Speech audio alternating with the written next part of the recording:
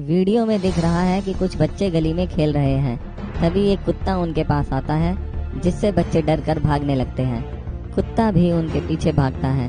इस बीच एक बच्चा उसकी चपेट में आ जाता है और गिर जाता है। इसके बाद वह कुत्ता उस बच्चे पर झपट जाता है और उसे काटने लगता है। आसपास खड़े कुछ लोग कुत्ते को रोकते हैं, पर वह नहीं रुकता। एक महिला घर के बाहर रखी झाड़ू से भी कुत्ते को मारती है, इस पर भी वह नहीं रुकता। इतने में एक युवक पास रखी कुर्सी उठाकर कुत्ते को मारता है, जिससे कुत्ता उसके ही पीछे पड़ जाता है और वह युवक जैसे तैसे अपनी जान बचाता है। वहीं पास से जा रहे कुछ लोग भागकर पेड़ के पीछे ऊपर की ओर चढ़ते भी नजर आ रहे हैं। कुत्ता भी यहीं नहीं रुकता, वह सड़क पर आ रही एक महिला के पीछे भागता है और वह महिला गाड़ी के पीछे छुपकर जैसे तैसे जान बचाती है और कुत्ता एक पल के लिए रुककर किसी और को शिकार बनाने के लिए भाग